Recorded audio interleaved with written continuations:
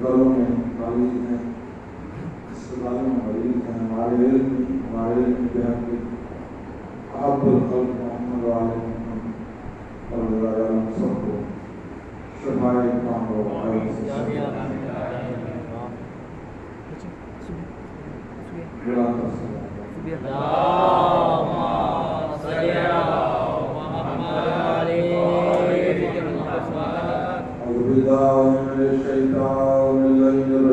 بسم اللہ الرحمن الرحیم الحمد للہ رب العالمین والعاقبۃ لأہل التقوی والیقین والصلاۃ والسلام علی سید الانبیاء والمرسلین سیدنا ونبینا وشفیع ذنوبنا وطبیب قلوبنا ابی القاسم محمد اللهم صل على محمد وعلى محمد آل الطیبین الطاہرین المعصومین الذین اذهب اللہ عنہم الرجس وطہرهم تطہیرا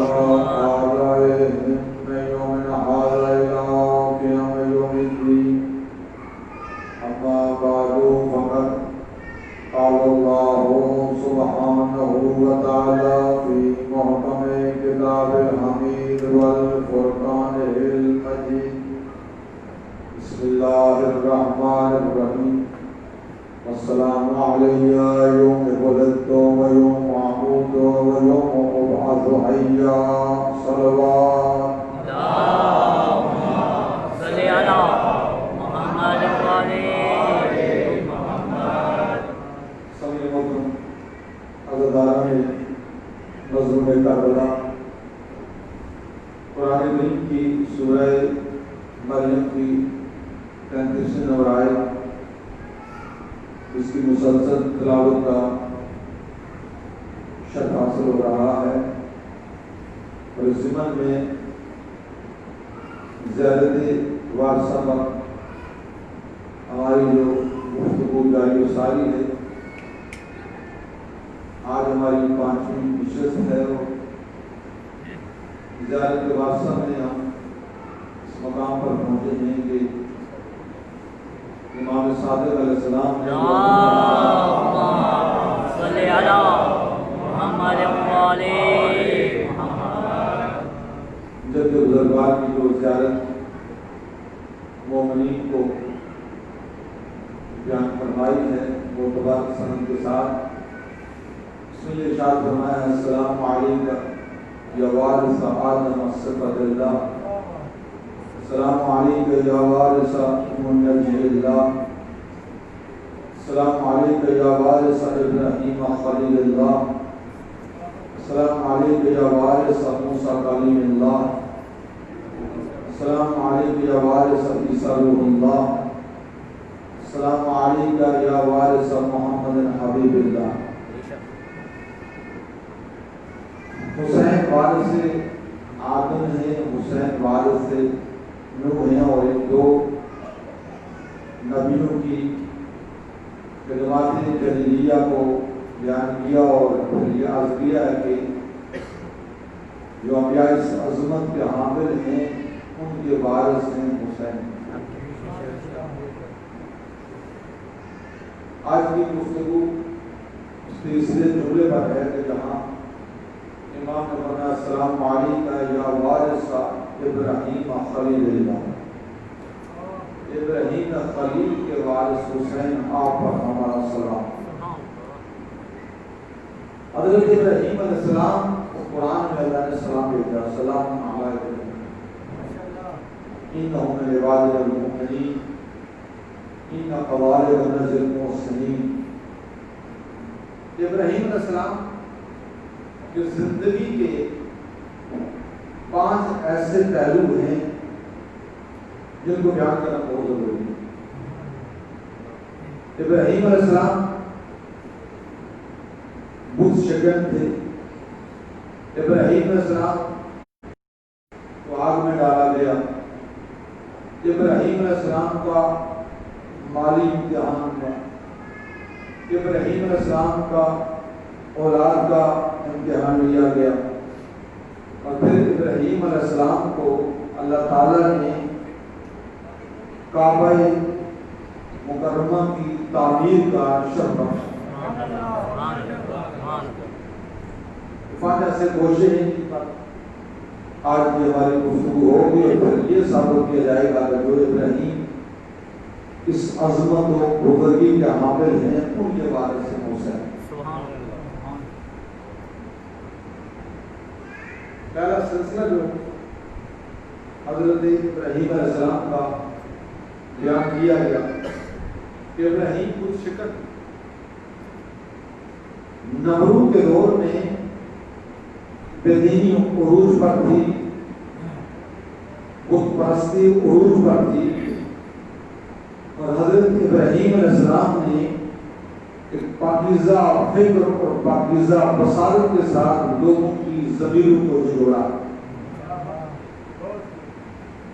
جس معبود حقیقی کی عبادت کی طرف, الوہیت کی طرف, ربوبیت کی طرف, رازقیت کی طرف, مالکیت کی طرف حضرت ابراہیم متوجہ فرماتے تھے, لوگ اس طرف جاتے نہیں. بے دینی, شرک پرستی, بت پرستی عروج پر تھی. اور حضرت ابراہیم علیہ السلام نے اس عالم میں بڑی ایک بصیرت اور اعلیٰ ظرفی کے ساتھ ان کو اس بت پرستی کی سلسلے کو روکنے کی بہت اچھی کوشش اور کاوش کی. حضرت ابراہیم کے حالات زندگی میں یہ ملتا ہے کہ عید کا تہوار تھا اور حضرت ابراہیم علیہ السلام نے دیکھا کہ لوگ عید کی خوشیوں میں مصروف ہیں. حضرت ابراہیم اس معبد خانے میں گئے جہاں بہت سارے بت لڑکے ہوئے تھے, اور ابراہیم علیہ السلام نے اپنے ہاتھ میں کلاڑا لیا ہوا, اور جب معبود خانے میں تشریف فرما ہوئے تو جتنے چھوٹے چھوٹے بت تھے, کسی کی گردن کو اڑایا, کسی کا ناک کاٹ دیا, کسی کا کان کاٹ دیا, کسی کا ہاتھ کاٹ دیا, پھر وہ کلاڑا اس بڑے بت کی گردن میں لٹکا دیا. لوگ جب معبود خانے میں آئے دیکھا کہ بتوں کے گردنیں کٹی پڑی ہیں. سب نے ایک ہی بات کہی کہ یہ کام سوائے ابراہیم کو کوئی نہیں کر سکتا. جذبات میں آئے, حضرت ابراہیم علیہ السلام کو بلایا گیا, اور جب آپ سے پوچھا گیا کہ ابراہیم آپ نے ان کے گلے کاٹے, ان کی گردنیں کاٹی ہیں, اتنا بڑا کام آپ نے کیا. ابراہیم علیہ السلام نے بڑے اچھے بلاغت میں بڑی علمی طریقے سے ان کے ضمیروں کو جوڑتے ہوئے اتنا پوچھا کہ تم کیا کہہ رہے ہو, یہ تمہارے خدا ہیں, بھلا وہ خدا ہو سکتا ہے جس کی گردن کٹ جائے, وہ خدا خدا ہوتا ہے جس کا گلا کٹ جائے, وہ خدا خدا ہوتا ہے جس کی ناک کٹ جائے, وہ خدا خدا ہوتا ہے جس کا ہاتھ کٹ جائے. لوگ تحیر اور مشوشی کے عالم میں آئے کہ یہ کیا کہہ رہے ہیں. ابراہیم علیہ السلام نے سے پوچھا کہ یہ جو بڑا ہے جس کے گلے میں کلاڑا ہے, یہ تو شاید اس نے سارا کام کیا ہو, شاید اس کو بھوک لگی ہو, پیاس لگی ہو, جس سے کھانا اور پانی مانگا ہو اور انہوں نے نہ دیا ہو, انہیں غصے میں آ کر کے گلے کاٹ دیے. ذرا اس سے پوچھو. سب نے کہا کہ ابراہیم کیسی بات کرتے ہیں, یہ تو سنتے ہی نہیں, یہ تو چل سکتا ہی نہیں. پھر حضرت ابراہیم علیہ السلام نے فرمایا کہ دیکھو, جب تم خدا مان رہے ہو تو کیسے وہ خدا مان رہے ہو جو سن نہیں سکتا, دیکھ نہیں سکتا, اپنے نقصان کو بچا نہیں سکتا, جو اپنے آپ کو نہیں بچا سکتا,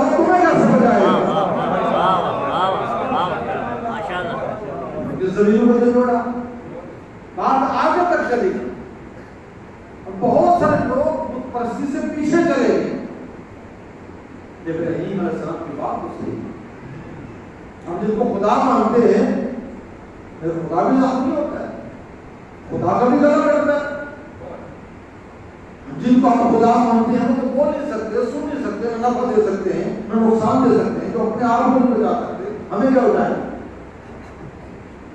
بات آگے تک پہنچی تو نمرود سے بڑے بڑے پرستوں نے مشاورت کی. ابراہیم ہمارے لوگوں کو ہرگا رہا ہے, ابراہیم ہمارے لوگوں کو اپنے خدا کی طرف لے جا رہا ہے, اس کا انتظام ہونا چاہیے. کیا کرنا چاہیے؟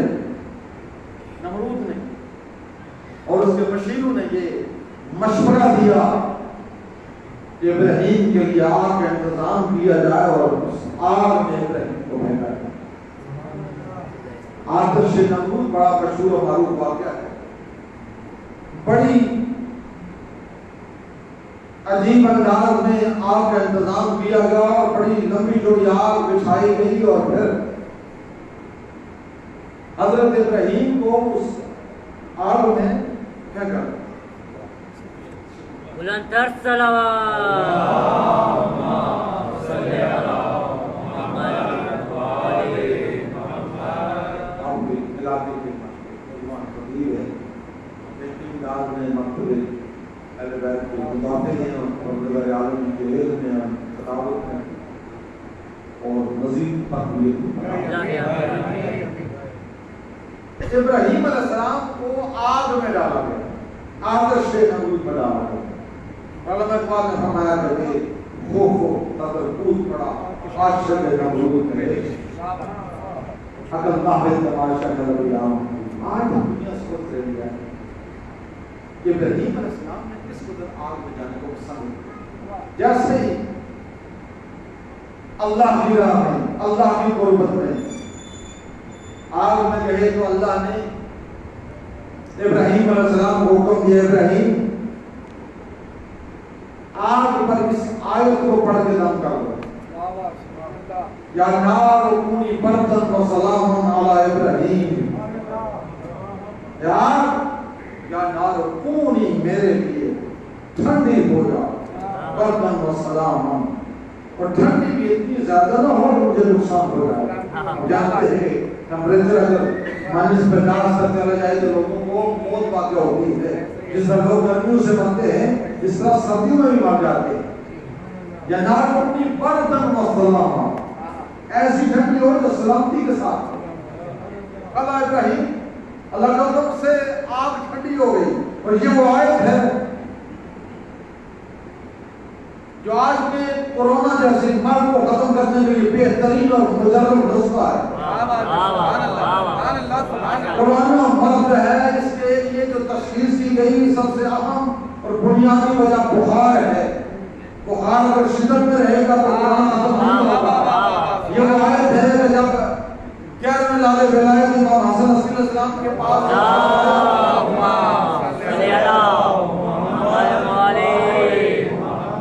جب گھر سے چلا تو بہت سارے سوال ذہن میں تھے. ان میں سے ایک سوال یہ بھی تھا کہ باقاعدہ امامت میں یاد کروں گا کہ مولا اگر کسی کو تپ شدید ہو, بخار کی شدت ہو, بخار کا ختم ہونے والا ہو تو کیا کیا جائے.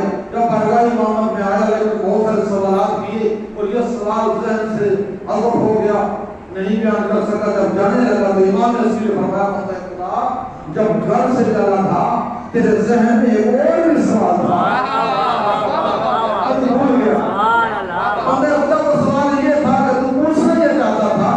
اگر کسی کو تپ شدید ہے, بخار شدید ہے تو اس کے لیے کیا نسخہ ہے, کیا کرنا چاہیے.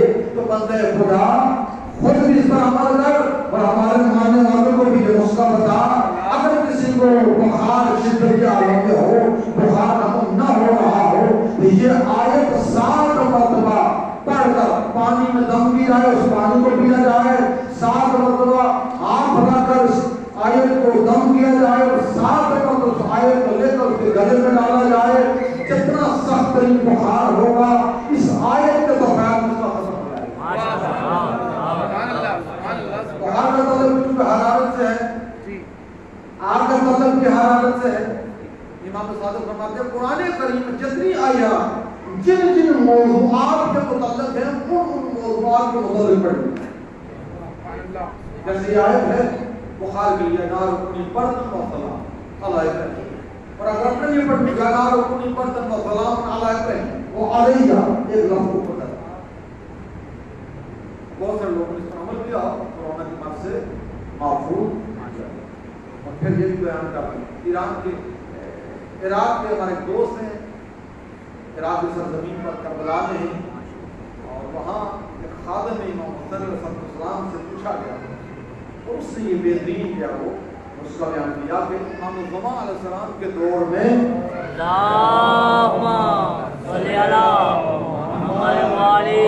اس طرح کی بیماری جیسے اس وقت دنیا میں قرآن اس طرح کی ہے کہ لا علاج وائرس اور مرض ابری کے جس سے لوگوں کی اموات کثرت ہونا شروع ہوئی۔ اس نے نائب امام نوابیہ کا ان کے توسط سے امام الزمان سے یہ سوال کیا، بولا ہمیں بتایا جائے کہ لوگ کثرت سے مر رہے ہیں، ہمیں کیا کرنا چاہیے، کون سا وظیفہ اختیار کرنا چاہیے؟ کہ امام الزمان علیہ السلام نے فرمایا کہ تم جب بھی گھر سے چلو ہماری جدہ طاہرہ کے اسم ادب کے مطابق 9 مرتبہ صلوات پڑھ کے اپنے اوپر دم کرتے جاؤ، کسی قسم کی کوئی وائرس تم پر اثر نہیں کرتا۔ برائے خوشنودی محمد و آل محمد بلند تر صلوات۔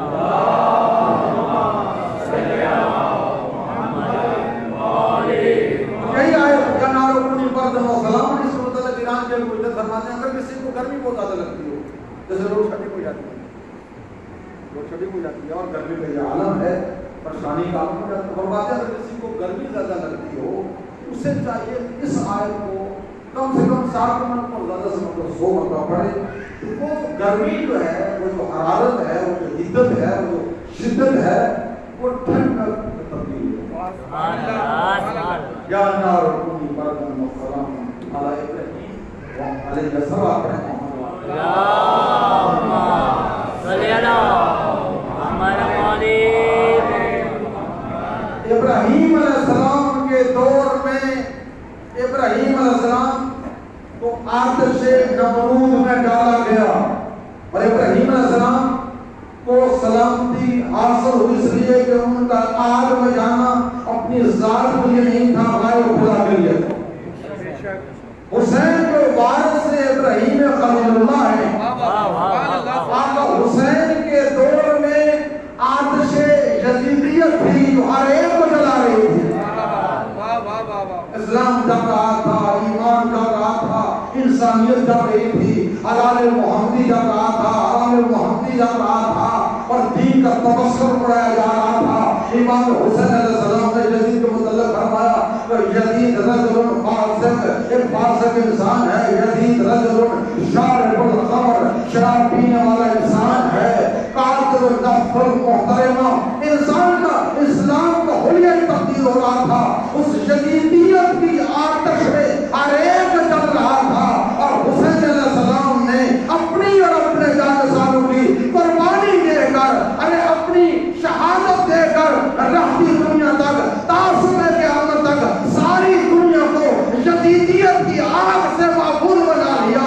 اور وہ جو خیام حسینی کو آگ لگی، وہ جو گرد خیام حسینی اٹھی، آج سے اس 61 ہجری سے لے کر صبح قیامت تک ہر یزیدیت کی کبھی بیماری کو ختم کرنے کے لیے آج وہ گرد موجود ہے۔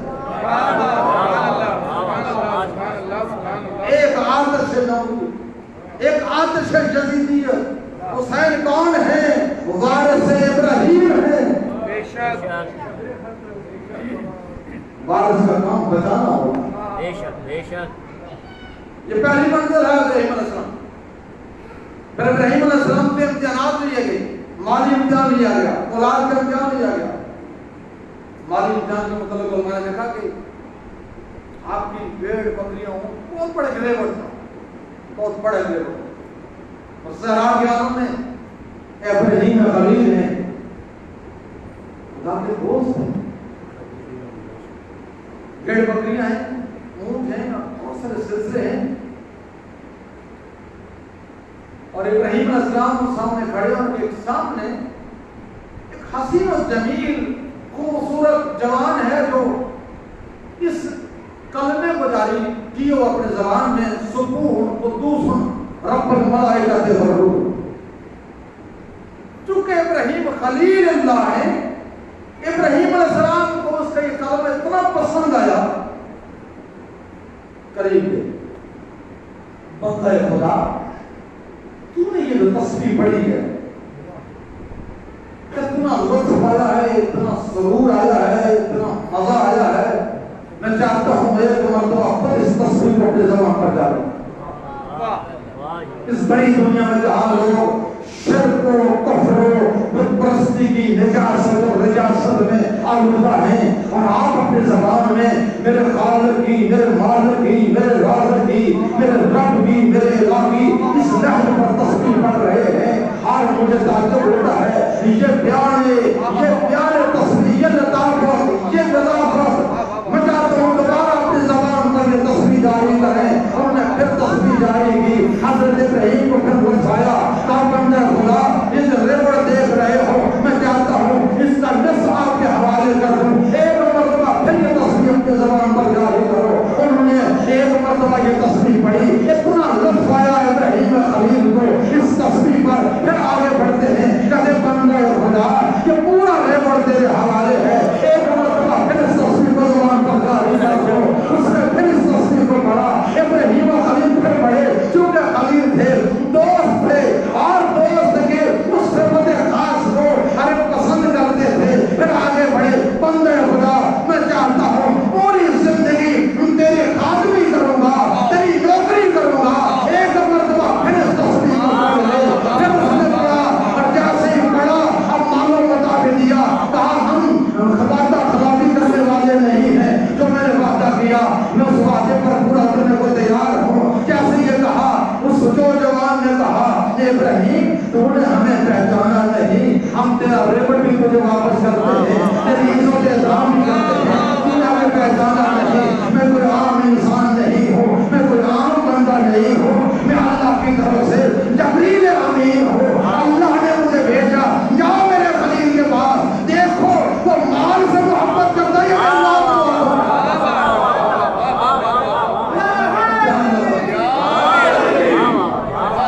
ابراہیم آپ کامیاب ہو گئے. اللہ نے تیرا امتحان لینا تھا، تم نے اللہ کی راہ میں سارے مال کو قربان کر دیا، اپنی جان دینے کے لیے تیار ہو گئے. ابراہیم امتحان میں کامیاب، سب کچھ دے رہا تو اللہ کا خلیل ہے. مال کہتے ہیں. پھر اولاد کا امتحان، اولاد کا امتحان کتنا عجیب امتحان ہوتا ہے. امیر المؤمنین علیہ السلام نے فرمایا کہ کائنات میں سب سے شریر ذائقہ اولاد اور سب سے تلخ ذائقہ اولاد. یہ آپ ہیں ہمارے سماج اور معاشرے کی بات ہے. اور ہم کہیں آپ کی جیب میں کوئی معلوم ہوتا ہو اور آپ کہیں جا رہے ہو، اچانک کوئی آدمی آ گئے بس فون نکال لو، نکال لو سکم کو. ہم مال کو جان پر قربان کرتے ہیں، پر نکال کے دے دی، اس لیے کہ جان سے عزیز کوئی شک نہیں. اور اتفاق سے اگر آپ کہیں جا رہے ہو اور آپ کا بیٹا بھی آپ کے ساتھ، سمجھ دشمن آ جائے، دہشتگرد آ جائے، کچھ چوٹ میں آ جائے اور بس ملتان کا آپ سے کہے کہ آپ دو میں سے ایک کی جان بچ سکتی ہے اور ایک بتائیں.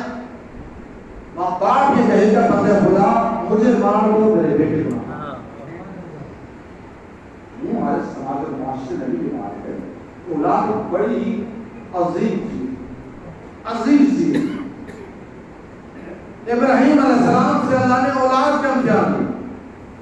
قرآن کریم میں یاد موجود ہے ابراہیم علیہ السلام کو خواب کے عالم میں اشارہ دیا گیا. ابراہیم علیہ السلام خواب کے عالم میں دیکھا کہ میں اپنے بیٹے اسماعیل کو ذبح کر رہا ہوں. اپنے بیٹے اسماعیل سے فرمایا یا بنیا انی ارا فی المنام انا اذبحک. بیٹے میں نے خواب کے عالم میں دیکھا کہ میں تجھے ذبح کر رہا ہوں، تیری کیا منشا ہے، تو بھی جاتا ہے. بیٹا بھی قرآن بیٹا نہیں، اسماعیل ذبیح اللہ قیامت تقف المقوم رسالت انشاءاللہ من الصابرین کہ بابا جو آپ کو حکم ملا آپ اس کو انجام کر ڈالیے انشاءاللہ مجھے صابرین میں سے پائیں. ابراہیم خلیل ہے خواب ہوا ہے مجھے رات کو بھی خواب آ گیا. آج کی اس ترقی یافتہ دور میں جو لوگ یہ کہتے ہیں کہ ہم انبیاء جیسے ہیں مائمہ جیسے ہیں ذرا بتائیے میں اور آپ اگر خواب دیکھیں کہ اپنے بیٹے کو ذبح کر رہے ایسا کریں گے؟ ایسا کر سکتے ہیں؟ نہیں کر سکتے. ابراہیم خلیل نے خواب دیکھا کہ بیٹے کو ذبح کر. بیٹے سے پوچھا, بیٹے نے کہا بابا جو آپ کا امر ہوا اس نے جان کا جائے. اس کا مطلب یہ ہے کہ ہمارا خواب انبیاء نے خواب جیسا نہیں ہوتا, ہمارا خواب مائمہ کا خواب جیسا نہیں ہوتا, ہمارا خواب کوئی معنی نہیں رکھتا سوائے عابدین صالحین متقین کے. لیکن نبی کا اگر خواب بھی آ جائے تو اس خواب میں بھی امر ہوتا ہے. جیسا کہ کوئی مسائل سے واضح ہے کہ اللہ تعالیٰ جو آپ کو امر و انجام کا ڈالیے انشاءاللہ مجھے صابرین میں سے پائیں. تو جب ہم خواب میں نبی جیسا نہیں ہو سکتے جب ہمارا خواب نبی کے خواب جیسا نہیں تو ہمارا وجود نبی کے وجود جیسے کیسے ہو سکتا ہے. ابراہیم علیہ السلام نے 2010 میں نے اسی مقام پر شخص میں یہ واقعہ بیان کیا اکثر یہاں پڑھا چونکہ وہ مسلسل ہے حسین وارث سے یا اس میں ابراہیم کے وارث سے یہ بات آ گئی ابراہیم علیہ السلام کے جو امتحانات تھے ذمہ میں رہنا جو لگ رہے 2010 میں نے پڑھا. ابراہیم علیہ السلام نے اپنے بیٹے اسماعیل کو لیا اور میدان مینا میں آئے. آج وہ حجاج کرام جب مناسک حج کی ادائیگی کے لیے جاتے ہیں تو وہاں واجب ہے مینا کے میدان میں جو 3 عمل کرتے ہیں ان میں سے ایک قربانی دینی ہے, ایک سر کے بال منڈانا القربان, ایک رمی جمرات شیطانوں کے منصبات. تو مناسک حج ہے آپ سے جو حجاج ہیں اس بات کو جانتے ہیں واجب ہے قربانی. اور یہاں رہنے والے ان پر مستحب ہے واجب نہیں. دوسرے ممالک میں جو لوگ ہیں قربانی دیتے ہیں وہ مستحب ہے واجب نہیں. مکہ کے سرزمین پر جو ہے مینا کی سرزمین پر جو ہے ان پر واجب ہے دو قربانی. ابراہیم علیہ السلام نے اپنے بیٹے اسماعیل کو لیا اور میدان مینا میں چل گئے. وہ جو خطبہ عید الضحیٰ آپ عید الضحیٰ والے دن علماء سے سنتے ہیں اس میں یہ جملے موجود ہیں. جب ابراہیم علیہ السلام نے میدان مینا میں حضرت اسماعیل کے ہاتھوں میں رسی باندھی, پاؤں میں رسی باندھی اور اپنی پیشانی پر پٹی باندھی اور اسماعیل علیہ السلام کو ذبح کرنے کے لیے آمادہ ہو گئے. یہ منظر جو ہے وہ خطبے میں موجود ہے کہ جب ابراہیم علیہ السلام اپنے بیٹے اسماعیل علیہ السلام کو لے کر میدان مینا میں جا رہے تھے تو اشجار اور احجار جہاں جہاں سے گزرتے تھے درخت اور پتھر چک چک کر ابراہیم علیہ السلام کے عظموں کو سلام کرتے. تعجب الشیخ الکبیر وترحم علی الطفل الصغیر. بوڑھے باپ اس بڑھاپے کو دیکھتے ہوئے اور معصوم بچے کی معصومیت کو دیکھتے ہوئے کائنات میں ایسا بھی فرد ہے, اللہ کا عبد ہے, اللہ کا رسول ہے, اللہ کا خلیل بننے کے لیے معصوم بیٹے کے گلے پر چھری چلائے گا, قربان کرے گا. جب میدان مینا میں اسماعیل علیہ السلام کو لگایا اور چھری لے کر آمادہ ہو گئے, اللہ نے حکم کیا جبریل کو, جبریل جنب پہ چلی آنے واحد میں جنت سے ذبیحہ لے کر اسماعیل کی جگہ پر لے جا. اسماعیل ذبح نہ ہونے پائے. جبریل آنے واحد میں ذبیحہ لے کر آئے اور حضرت اسماعیل کی جگہ پر لے جا. ابراہیم علیہ السلام کو بیٹا سمجھ کر آنکھوں پر پٹی بندھی ہوئی اور بیٹا سمجھ کر چھری چلا لے, چھری چلا چکے سے پٹی اتاری، دیکھا کہ ذبح ہونے والا ایک دمبا ہے، ذبیحہ ہے،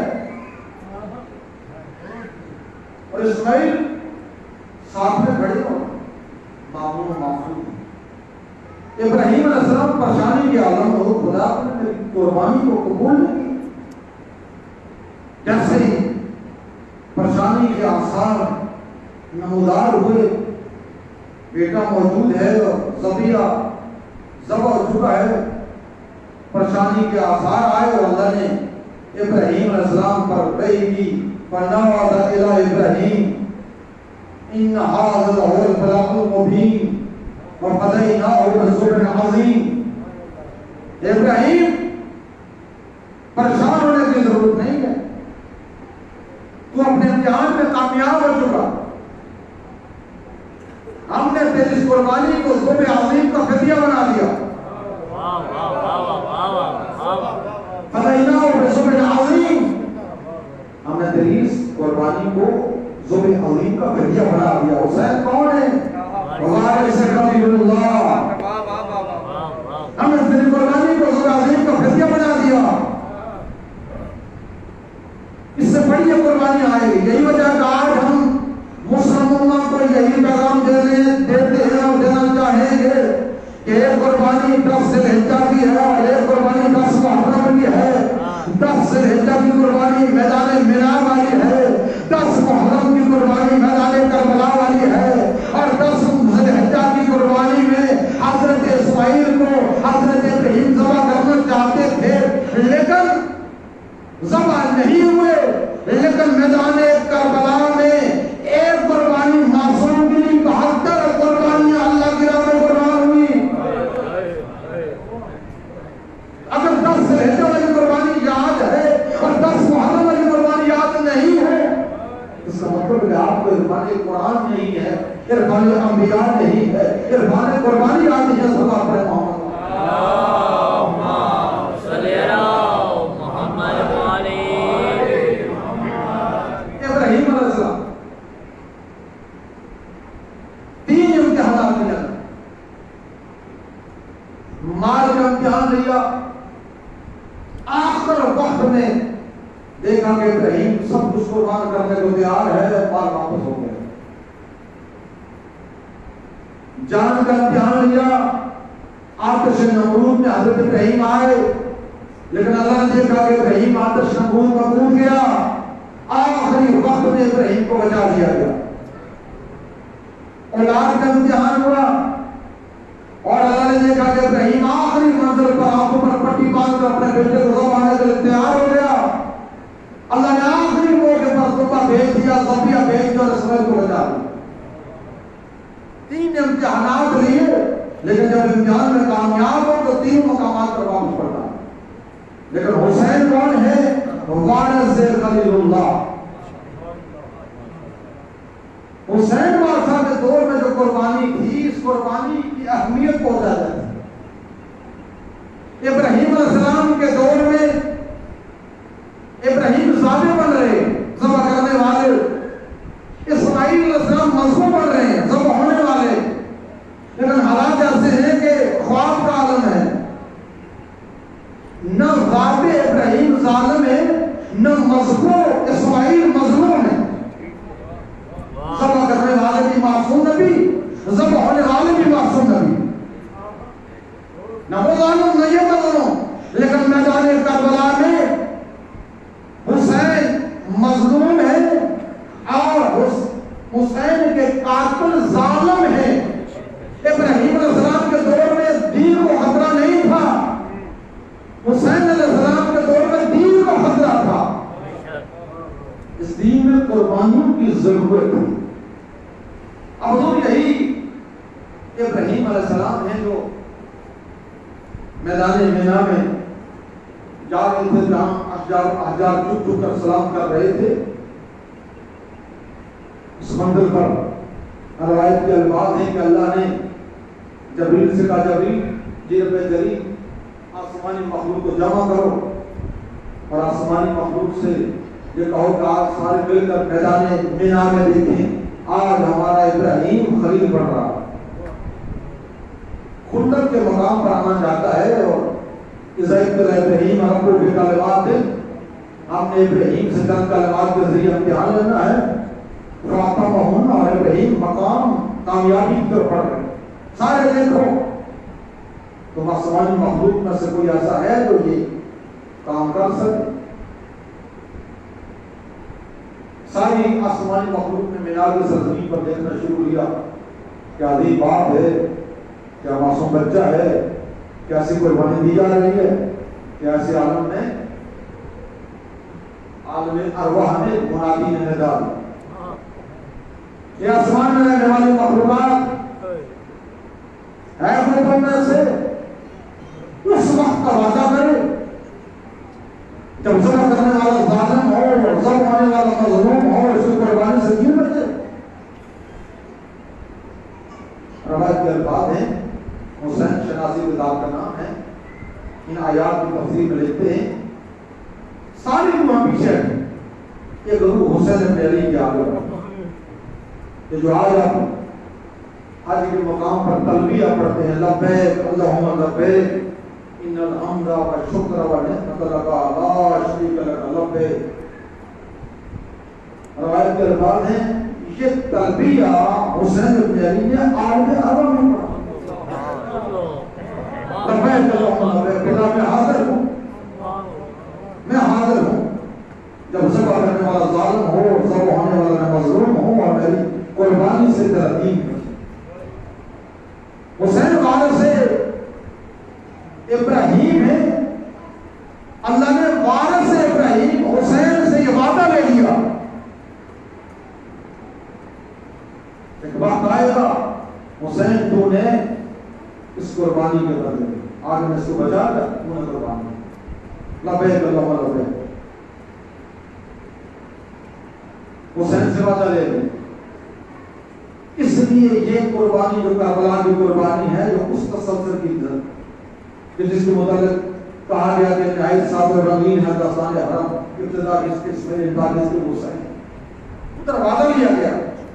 حسین اس وعدے کو نبھاتے ہوئے کربلا کے میدان میں جب ذبح کرنے والا ظالم ہوگا، ذبح ہونے والا مظلوم ہوگا اور میری قربانی سے ترتیب کر سکے. حسین ابن علی نے جو وارث خلیل اللہ ہے اس نہج کی قربانی دی کہ سب کو یہ کہنا پڑا ان الاسلام محمدی الوجود و حسین البقاء.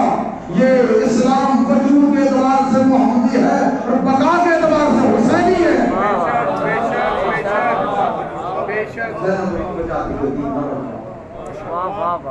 یہ ابراہیم خلیل ہے. یہ امتحانات لیا اللہ نے،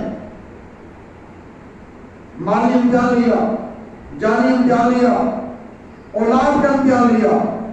ابراہیم خلیل ہے جن کا ایک معصوم بیٹا قربان ہونے کو جا رہا تھا. یہاں کربلا کے سرزمین پر دیکھیں ایک ماں نہیں ہے، بہت ساری مائیں ہیں جو اپنے بیٹوں کو شب عاشور تیار کر رہے ہیں.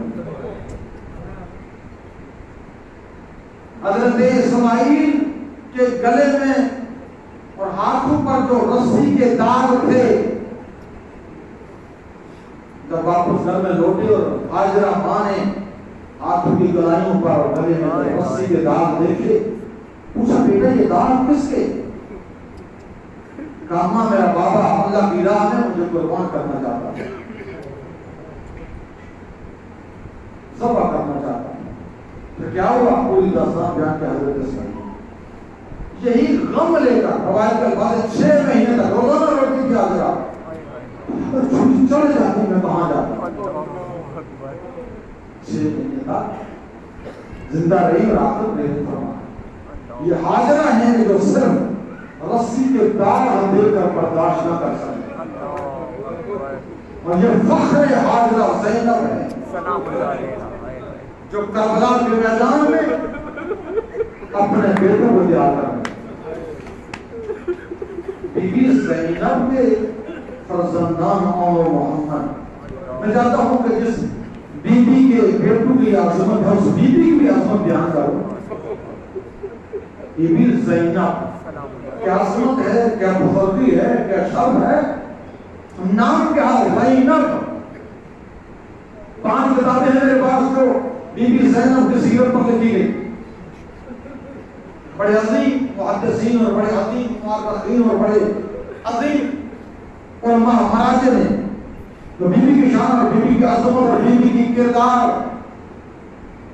ایک مجتہد نے لکھا کہ تم نے بی بی کی مصائب کو سنے ہیں، بی بی کی سفارت کو نہیں سنا. تو حسین بن علی کی شہادت کے بعد کس دہشت سے بی بی زینب نے حسین کی شہادت کو بچایا اور یزید کی اس دہشت گردی میں دنیا کے سامنے لگا بیکار کی. نام فرماتے ہیں زینب یعنی زین اب تو حروف سے مرکب ہے، معنی ہے زینب یعنی پاک کی زینت. فرماتے ہیں یہ عظمت بی بی ہے، جس بی بی کا باپ علی انبیاء کی زینت ہے، اس علی کی کائنات میں اگر کوئی زینت ہے تو زینب. حدیث پیغمبر ہے من اراد ان ينظر الى اور بلا مؤمن في سامي ولا ابراهيم في خلته ولا موسى في هيبته ولا عيسى في ظهره ولا محمد في جماله وينظر الى وجه علي بن ابي طالب. اگر کوئی چاہتا ہے کہ آدم کو اس کے علم میں دیکھوں، نوح کو اس کے سال میں دیکھوں، ابراہیم کو اس کی خلت میں دیکھوں، موسیٰ کو اس کی حیبت میں دیکھوں، عیسیٰ کو اس کے ذوق و تقویٰ میں دیکھوں، مجھ محمد کو اس کے جمال میں دیکھوں. وَلْيَنْظُرْ إِلَىٰ وَجْهِ عَلِيِّ بْنِ أَبِي طَالِبٍ. اسے چاہیے کہ وہ علی کے چہرے کو دیکھے. ایک علی کے چہرے میں 1.25 لاکھ انبیاء کے کمالات موجود ہیں. وہ علی جو زین الانبیاء ہے، اس علی کے لیے اگر کائنات میں کوئی زینت ہے تو وہ زینت ہے.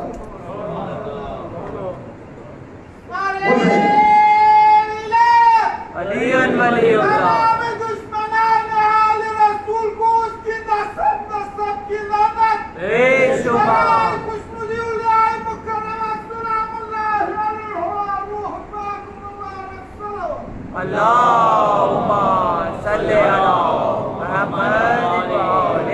فرماتے ہیں علامہ قاضی فرماتے ہیں کہ یہ زینب عثمان کی بیٹی ہے، فاطمہ الزہرا، جو فاطمہ ام ابیہا ہے.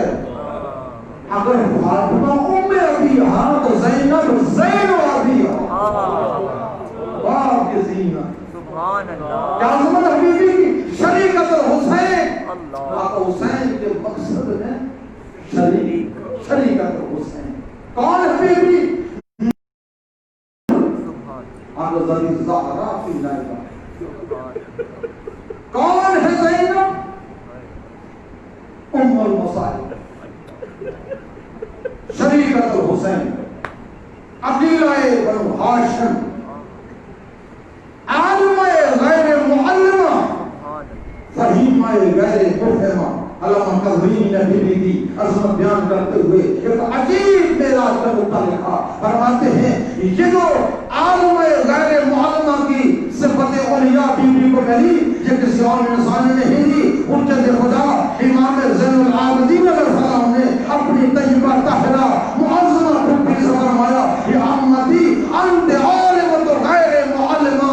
آپ بغیر کسی معلمہ کی تعلیم دینے کے آپ ہر چیز کی عالمہ ہیں. علامہ قاسمی فرماتے ہیں یہ صفت بغیر معلم کے ہر چیز کا عالم ہو جانا، یہ صفت اللہ یہ انبیاء کو دیتا ہے، یہ ائمہ کو دیتا ہے. ہر نبی عالم بغیر معلم ہے، ہر امام عالم بغیر معلم ہے. انبیاء مرسلین ائمہ خدا کے بعد اس بڑی کائنات میں اگر کسی عظیم خاتون کو یہ عظمت ملی ہے، یہ شرف ملا ہے، یہ کمال ملا ہے، تو بی بی زینب ہے جن کے متعلق امام سجاد صلی اللہ محمد فرماتے ہیں کہ بی بی ولایت تقویہ کی حامل ہے. سبحان اللہ. سیلانی میں فرد تشریف فرمائے علامہ قاسمی نے کہا سبحان اللہ یہ ولایت تقویہ میں اللہ یا انبیاء کو دیتا ہے یا ائمہ کو دیتا ہے. انبیاء و ائمہ کے بعد فرماتے ہیں بی بی زینب کے پاس ولایت تقویہ یعنی اس کائنات میں ایک ایسا تصرف جب چاہے جس کو چاہے جس عالم میں چاہے اس کو استعمال کرتے ہیں. فرماتے ہیں ایک موقع پر بی بی نے اس کا استعمال کیا.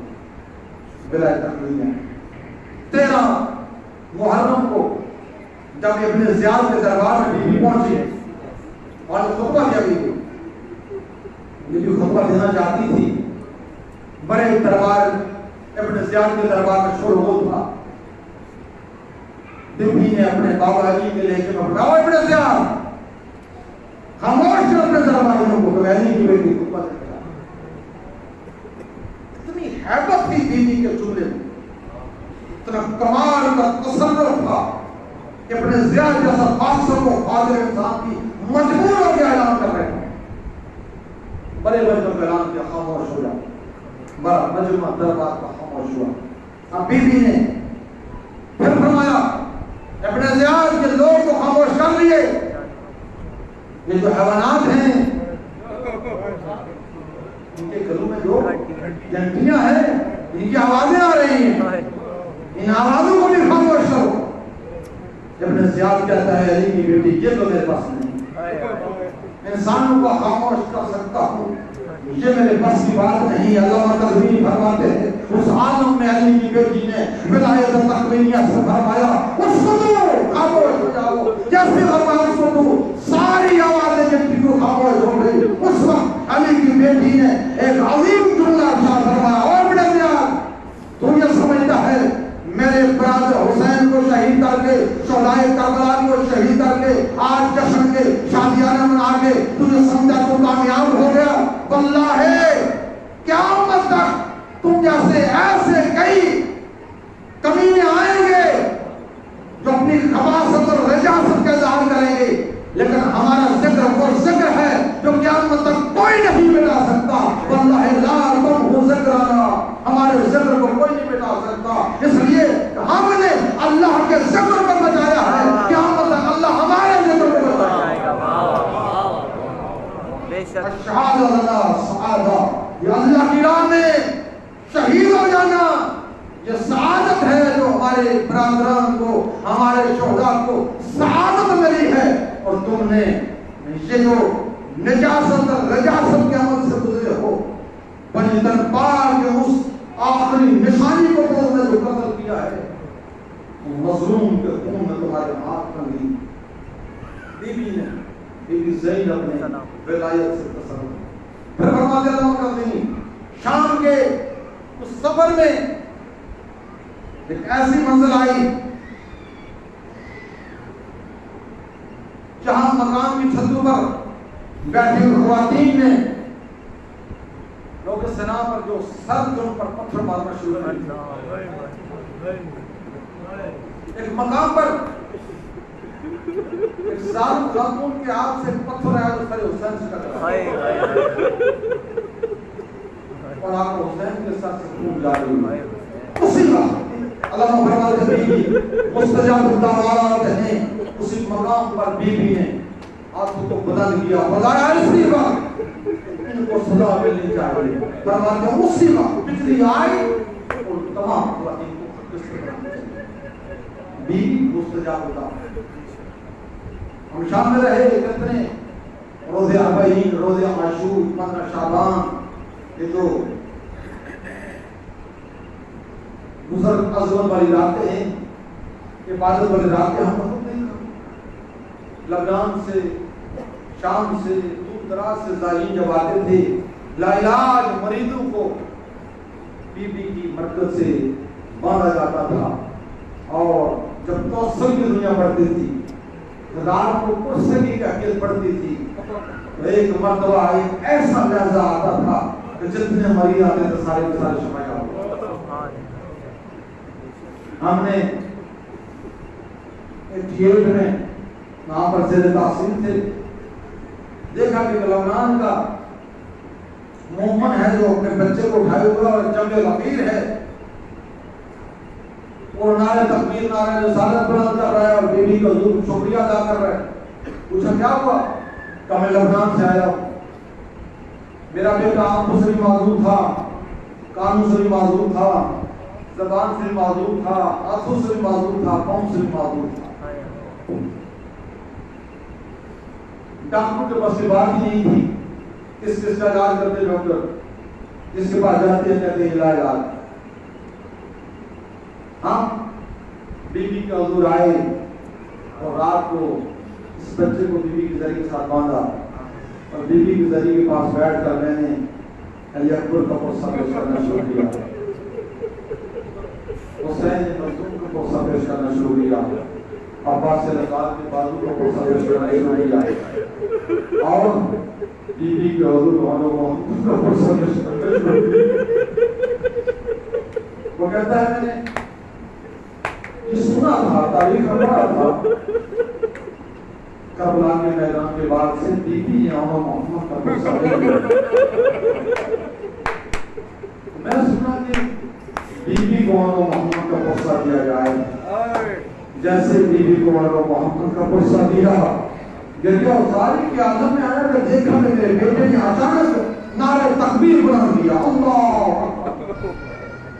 میں نے دیکھا کہ میرا بیٹا آنکھیں بھی مل گئی، کان بھی درست ہو گئے، زبان بھی درست ہو گئی، ہاتھ بھی درست ہو گئے اور پاؤں بھی درست ہو گئے۔ مسلمہ کو دعوت زینب قریبہ ثانیہ زہرا نائبۃ البتول، کیا عظمت ہے اس بیوی کی اور کیا ایثار ہے بیوی کا اور کیا وفا ہے بیوی کی۔ بیوی کے شہزادوں کا تعلق برآمد ہوتا ہے، جو جس کے دل میں حاجت ہے، آج بیوی کے بیٹوں کا جب تعلق برآمد ہوں، بیوی کو بیوی کے بیٹوں کا قصہ پیش کرو، جس طرح حسین کے بیٹوں سے بیوی کی محبت تھی، اسی طرح بیوی کے بیٹوں سے حسین کی محبت تھی۔ قافلہ چلا، بن محرم کو کربلا پہنچا، سات کو پانی بند ہوا، شب عاشور آئی، روایت کے الفاظ ہیں حسین نے جو شب عاشور کے بعد حصے لیے، ایک حصہ بہنوں کے خیموں کے قریب آئے، خیام کی طرف آئے، ایک ایک خیمے کے باہر سے منادہ ہوتا رہے کہ اصل بیوی اپنے بیٹوں کو کس طرح سے تیار کر رہے۔ بی بی زینب کے خیمے کے قریب آئے حسین، دیکھا کہ بی بی زینب اپنے اونو محمد کو سامنے بٹھائے ہوئے کچھ تلقین کر رہے ہیں، کچھ وصیتیں فرما رہے ہیں۔ اب حسین دیکھ رہے، سن رہے کہ بی بی فرماتی ہے اونو محمد تم جعفر طیار کے، تم حیدر کرار کے نواسے ہو۔ اونو محمد وہاں کی اس وصیت کو یاد رکھنا، کل تم نے اکبر سے پہلے شہید ہونا ہے، کل تم نے قاسم سے پہلے شہید ہونا ہے، کل تم نے اصحاب بیت سے پہلے شہید ہونا ہے۔ اور یاد محمد یاد رکھو، تمہارا دادیال اور تمہارا نانیال ان کی بڑی شہرت تھی شجاعت کے عالم میں، تمہارا دادا جعفر طیار بڑی شجاعت میں نام تھا، تمہارا نانا حیدر کرار بڑا نام تھا۔ کل تم نے اپنے دادا اور اپنے نانے کی شجاعت کے ایسے جوہر دکھلانے ہیں کہ کوفی اور شامیوں کو پتہ چل جائے کہ حیدر کرار کے نواسے لڑ رہے ہیں اور جعفر طیار کے پوتے لڑ رہے ہیں۔ چھوٹے چھوٹے شہزادے ہاتھ جوڑ کر عرض کرتے ہیں ہم صبح ہونے دیں، بس آپ ہمیں ماموں سے اجازت دلوائی، پھر دیکھیے گا ہم ان کوفی اور شامیوں کو کس طرح سے بتاتے ہیں۔ صبح عاشور نمودار ہوئی اور بی بی نے جو وصیتیں کی ان وصیتوں میں سے ایک وصیت یہ بھی تھی، صبح عاشور رخصت سے پہلے بی بی نے پھر بیٹوں کو تلقین کی، ان وصیتوں میں سے ایک وصیت یہ بھی تھی، اے میرے بیٹو اب تم میدان جا رہے ہو، یاد رکھنا یقیناً تم نے نہر فرات پر قبضہ کرنا ہے، جب تمہارا نہر فرات پر قبضہ ہو جائے اے میرے بیٹو نہر فرات سے پانی نہیں پینا ہے۔ حسین کا صدر پیاسا ہے، حسین کے سکینہ پیاسی ہے، نہر فرات سے تم نے پانی نہیں پینا۔ شہزادے تیاری کے عالم میں آئے، ایک مرتبہ بی بی زینب نے ماں فضا سے کہا ماں فضا میرے برادر حسین کو میرے خیمے میں بلاؤ۔ آقا حسین بی بی زینب کے خیمے میں تشریف فرماؤ۔ بہنا کہ بھئی حسین آج میں تیری بہن نہیں، جعفر طیار کی بہو بننا اور علی کی بیٹی بن، تم سے اتنی گزارش کرتی ہے کہ میرے بیٹوں کو میدان کی اجازت دی. میرے بیٹے جب بھی آپ کے پاس جاتے ہیں آپ حسین کے پاس جب بھی عمر محمد آئے امام نے یہ کہہ کر کہ تو میرے بہن کی نشان کر کس طرح سے تمہیں میدان میں میرے بھیا میرے بیٹوں کو میدان جانے کی اجازت دی. آقا حسین نے اجازت نہ فرمائی. بی بی زینب نے صندوق رکھو صندوق کے اندر سے دو امامیں نکالے. ایک امام جعفر تیار کا تھا, ایک امام امیر المومنین حیدر کرار کا تھا, ایک امام آقا حسین کی خدمت میں دیا. میرے برادر یہ اور کے سر پر رکھو, ایک امام دیا یہ میرے محمد کے سر پر رکھو. ننے شہزادوں کے سروں پر آقا حسین نے امامت رکھے. آقا حسین نے خود ذرا پہنائی اور تیاری کی جب مکمل ہوئی تو ایک مرتبہ شہزادے خلاب سے باہر آئے. آقا عباس نے آقا حسین نے خود شہزادوں کو کوہنوں پر سوار کیا. بی بی زینب نے ننے شہزادوں کو کوہنوں پر سوار کرتے ہوئے دیکھا. خدایا میری جوڑی حسین پر قربان ہو جائے. خدایا یہ جعفر تیار کے مدد قربان ہو جائے. خدایا حضر کرار کے نواز سے قربان ہو جائے. یہ بیویوں تو میرے حق میں دعا کرو یہ میرے شہزادے حسین پر نثار ہو جائے. ایک مرتبہ دونوں شہزادے ارے میدان کی طرف پڑے, ایک ساتھ جا رہے تھے اور ایک مرتبہ چلتے چلتے شہزادوں نے رت پڑھنا شروع کیا. ایک وہ شام کے فوجیوں یاد رکھ لو ہم حاضر کرار کے نواسے ہیں, ہم جعفر تیار کے پوتے ہیں. رت پڑھتے جاتے ہیں کہ 15,000 کا لشکر آیا. اس لشکر نے شہزادوں میں تفریق ڈالی. ایک شہزادہ دائیں طرف ایک شہزادہ بائیں طرف اور اس طرح سے لڑتے لڑتے لہر برات تک پہنچے. شہزادوں نے لہر برات پر پہنچنے کے بعد اپنی اماں کو سلام کیا. سلام کرنے کے بعد ہم کہتے اماں تمہارے بیٹوں نے لہر برات پر قبضہ کر لیا. لیکن اماں گوارے میں ہم نے پانی نہیں پیا. ہمارے ماموں کے سر پیاسے ہیں, ہماری ماموں کی سکینہ پیاسی ہے. شہزادے آگے بڑھ رہے ہیں. لشکر میں سے ظالم اس طرح سے آئے. ایک ظالم نے ایسا گرز مارا, حضرت شہزادہ زمین پر آیا. ایک نے ایسا وار کیا, حضرت اور زمین پر آئے. شہزادوں نے آواز بلند کی السلام علیکم. اے ہمارے ماموں ہمارا سلام آپ قبول کیجیے. ابھی نہ لائیے گا تو ہم کا اشارہ کرنا لائیے گا. ایک مرتبہ شہزادے زین سے زمین پر آئے. آقا عباس آگے بڑھے, آقا حسین آگے بڑھے. شہزادوں کے لاشیں خیام میں لائے گئے. ارے بیویوں نے رونا شروع کیا لیکن بی بی زینب نے روئی نہیں. بی بی زینب نہیں روئی اس لیے کہ فرماتی ہے میں نے حسین پر صدقہ دے دیا. یہی زینب ہے, اثار کا یہ عالم ہے. شہزادے میدان کربلا میں شہید ہو گئے. لیکن 11 محرم کو ایک خاتون ایک وارث کی لاش پر آتی ہے لیکن زینب حسین کی لاش پر ہے. شہزادوں کی لاش پر آ کر نہیں روئی. پھر 11 محرم سے کوفہ و شام کا سفر کیا. شام میں جب رہائی ہوئی شہر ایک کے سر آئے. ارے جب جو ننے سر آئے تو کسی نے کہا یہ کس کے سر ہے, لیکن بیوی آگے بڑھ کر شہزادوں کے سر قبول نہیں کر رہی. ارے کہنے والے نے کہا ارے ان شہزادوں کی ماں ارے کعبے غریبہ ارے دنیا سے نفرت ہو گئی. زینب آگے بڑھی. یہ سب دینے والے میں زینب ہوں لیکن میں نے حسین پر صدقہ دے دیا. ارے بیوی شہزادوں کی ارے سر بیوی فضا لے لیے. یہی زینب جب واپس مدینہ میں لوٹی ارے ایک مرتبہ عبداللہ سید سجاد کے پاس آئے. سید سجاد بی بی زینب کو اپنے گھر کا بتاؤ. بی بی زینب اپنے گھر میں آئے. اب آخری منزل ہے مصائب کی. جب یہ بی بی سید سجاد کے حکم سے جب بی بی اپنے گھر میں آئی ایک مرتبہ سجرہ میں داخل ہوئی. ہاتھ چھوڑنے کے دو مسلے پڑے ہوتے. اس وقت بی بی کو آلو محمد یاد آئے.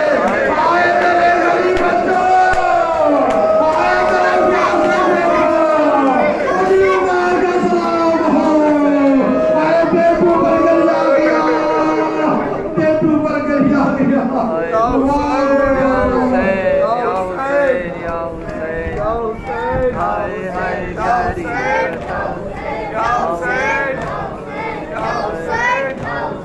Go,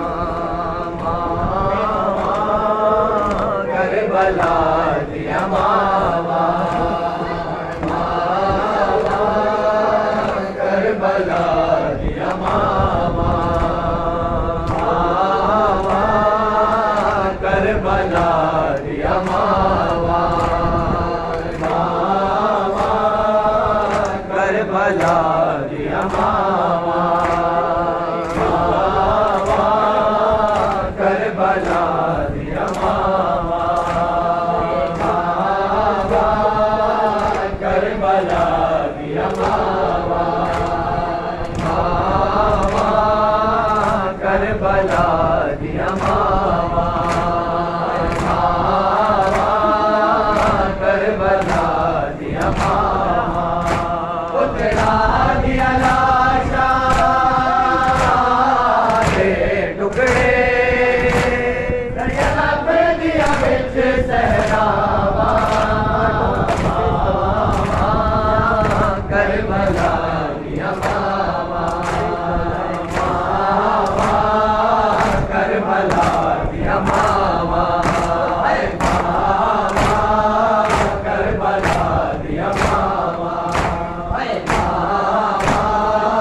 کربلا دیا ماما قبر دے مالک لو سڑ لگا کے جسم جیسے دیتے میں صبر دیا